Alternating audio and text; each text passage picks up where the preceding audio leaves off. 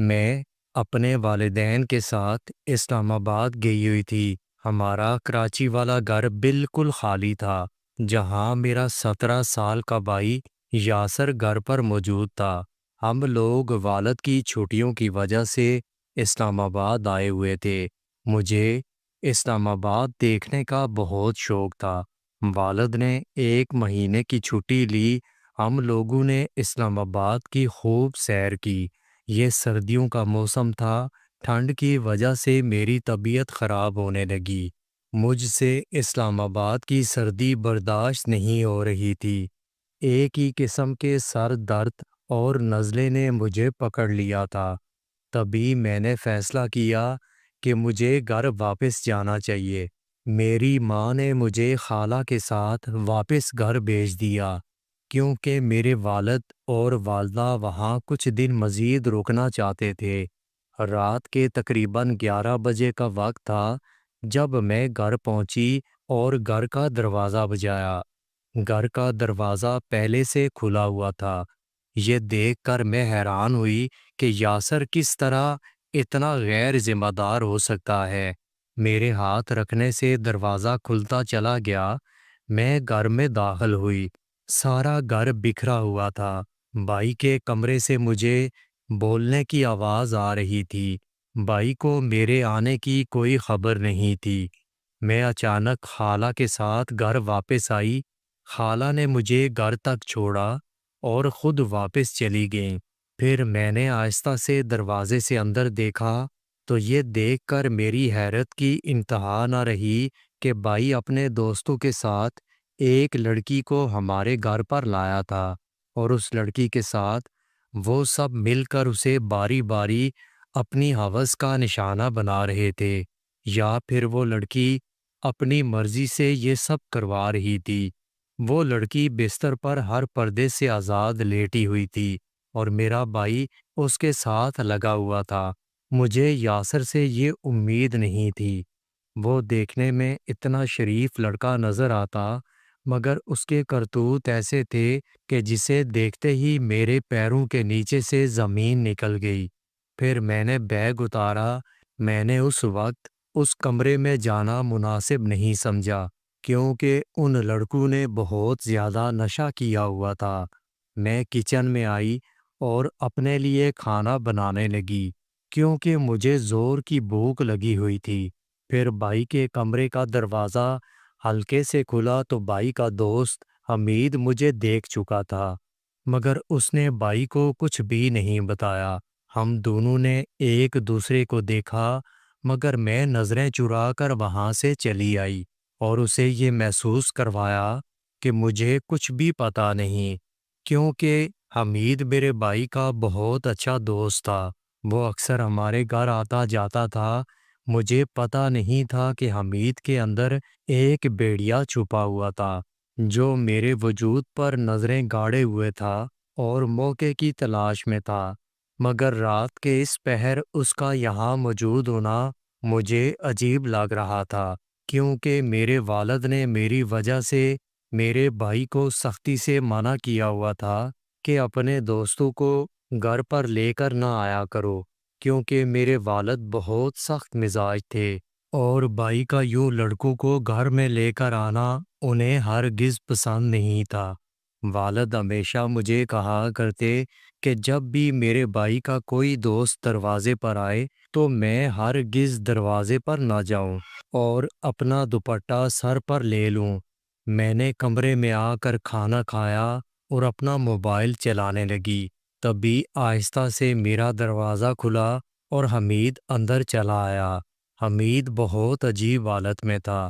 میں اسے دیکھ کر جلدی سے اٹھ کھڑی ہوئی اور اسے کہا کہ تم یہاں سے باہر چلے جاؤ، اس وقت تم اپنے حواس میں نہیں ہو۔ حمید نے دروازہ بند کیا اور مجھے بیڈ پر دھکا دیا۔ اب میرے ماتھے پر پسینہ آنے لگا تھا اور مجھے حمید سے بہت ڈر محسوس ہونے لگا۔ میری عمر 19 سال تھی اور میری منگنی بھی میرے کزن کے ساتھ طے ہو چکی تھی۔ ہم دونوں اکثر فون پر بھی بات کرتے تھے اور میرا کزن مجھے بہت پسند کرتا تھا۔ میں گریجویشن تک تعلیم حاصل کرنا چاہتی تھی، جس کے بعد میری شادی طے تھی، مگر اس وقت حمید کو اپنے سامنے دیکھ کر میرے سر پر آسمان ٹوٹ رہا تھا۔ میں اپنے بھائی کو آواز دیتی رہی، مگر بھائی تو کسی اور لڑکی کے ساتھ مستیاں کرنے میں مصروف تھا۔ پھر حمید نے مجھے بیڈ پر دھکا دیا اور میں بیڈ پر گر پڑی۔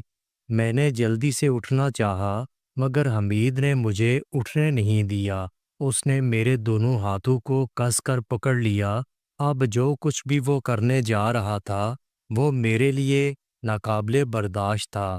میں نے خود کو چھڑانے کی بہت کوشش کی، مگر حمید بہت طاقتور تھا۔ وہ میرے چیخنے چلانے سے بالکل ڈرا نہیں، کیونکہ اسے پتہ تھا کہ میرا بھائی اس وقت مدہوش ہو کر کسی اور کی عزت تار تار کر رہا تھا۔ پھر اس کی اپنی بہن کی عزت کس طرح سے محفوظ رہ سکتی تھی؟ حمید نے اپنی ساری حدیں پار کر دیں اور مجھے کہیں بھی منہ دکھانے کے قابل نہیں چھوڑا۔ وہ جی بھر کر مجھ سے سکون حاصل کرتا رہا اور میں بے بس ہو کر آنسو بہاتی رہی۔ تکلیف کی شدت بہت محسوس ہوئی، کیونکہ میں ابھی تک کنواری تھی اور کسی بھی لڑکے کے ساتھ ایسے تعلقات قائم نہیں کیے تھے۔ مجھے بس ایک ہی بات کی فکر تھی کہ اگر میرے منگیتر کو اس بات کا پتہ چلا کہ کسی دوسرے لڑکے نے میری عزت کو تار تار کر دیا تو وہ کبھی مجھے نہیں اپنائے گا، بلکہ میرے ساتھ اپنا رشتہ ختم کر دے گا۔ سارے خاندان میں میری بدنامی کے چرچے پھیل جائیں گے۔ جب حمید کا دل مجھ سے بھر گیا تو وہ مجھ سے دور ہٹا۔ خیر، میں پورا دن روتی رہی اور میں نے بھائی کے ساتھ اس بات کا ذکر نہیں کیا۔ اگلی رات پھر حمید میرے کمرے میں آیا۔ اس نے مجھے بازو سے پکڑ کر بیڈ پر گرا لیا۔ ابھی میں پچھلی رات کو نہیں بولی تھی کہ ایک بار پھر سے یہ قیامت مجھ پر ٹوٹنے جا رہی تھی۔ پھر حمید نے جی بھر کر میرا استعمال کیا۔ میری آنکھوں سے آنسوؤں کا دریا نکلا تھا۔ میں بہت مجبور ہو گئی تھی۔ جب حمید کا مجھ سے دل بھر گیا تو اس نے میرے کپڑے اٹھا کر میرے منہ پر مار دیے۔ اس کے بعد وہ یہاں سے چلا گیا۔ میں نے شاور لیا اور حمید کی گئی زیادتیوں کو خود پر سے مٹانے لگی، مگر یہ داغ اتنے گہرے تھے کہ پانی سے جانے کا نام نہیں لے رہے تھے، جنہوں نے میری روح تک کو چھلنی کر دیا تھا۔ میں نے جلدی سے اپنی ماں کو کال کی اور ان سے کہا کہ امی، میری طبیعت صحیح نہیں، پلیز آپ جلدی سے گھر واپس آ جائیں۔ دوسرے دن شام ہوتے ہی میرے گھر والے آ چکے تھے۔ میرے لیے بہت زیادہ پریشان تھے۔ مجھے ڈاکٹر کے پاس لے کر گئے۔ ڈاکٹر نے میرا معائنہ کیا۔ میں شدید بخار میں مبتلا تھی، مگر میرا درد کسی کو نظر آنے والا نہیں تھا۔ میں کس طرح اپنی ماں کو یہ ساری قیامت جو میں گزار کر آئی تھی وہ بتاتی؟ جب میرے والدین گھر آئے تو میرے دل کو کچھ تسلی ہوئی، مگر میری دنیا تو اجڑ چکی تھی۔ میرا بھائی جن غلط کاموں پر نکل پڑا تھا ان سب کی سزا آخر کار مجھے مل چکی تھی، کیونکہ یہ دنیا مکافات عمل ہے اور مکافات عمل ہمیشہ ہو کر رہتا ہے۔ 2 مہینے کے بعد ایک اور قیامت مجھ پر گزری تھی، جب میری طبیعت خراب ہونے لگی اور ماں مجھے ڈاکٹر کے پاس لے گئی۔ پتہ چلا کہ میں بغیر شادی کے ماں بننے والی ہوں۔ یہ بات میرے ساتھ ساتھ میری ماں پر بھی قیامت بن کر گری تھی۔ گھر آ کر میں نے اپنی ماں کو کچھ بتانا چاہا، مگر میری ماں کو یہ غلط فہمی تھی کہ شاید یہ میری ہی غلطی تھی۔ پھر میں نے اپنی ماں کو سرات کا سارا واقعہ بتایا۔ جب میں گھر میں داخل ہوئی تھی تو کس طرح سے بھائی لڑکیوں کے ساتھ غلط کام کرنے میں مصروف تھا، اور اس کے دوست نے کس طرح مجھے میرے کمرے میں آ کر میرے جسم کو نوچا تھا، اور جب تک میرے والدین گھر سے باہر تھے وہ بار بار آ کر میری عزت کو تار تار کرتا رہا۔ ماں نے یہ بات میرے والد کو بتا دی۔ پھر میرے والد نے حمید کو پولیس کے حوالے کیا۔ حمید اب اپنے حصے کی سزا کاٹ رہا تھا، مگر جو مجھ پر گزر چکی تھی وہ میں زندگی میں کبھی نہیں بھول سکتی۔ دوستو، اگر آپ کو میری ویڈیو اچھی لگی ہو تو میری ویڈیو کو لائک اور میرے چینل کو سبسکرائب ضرور کیجیے گا، اور اپنا بہت سارا خیال رکھیے گا۔ ملتے ہیں اگلی ویڈیو کے ساتھ۔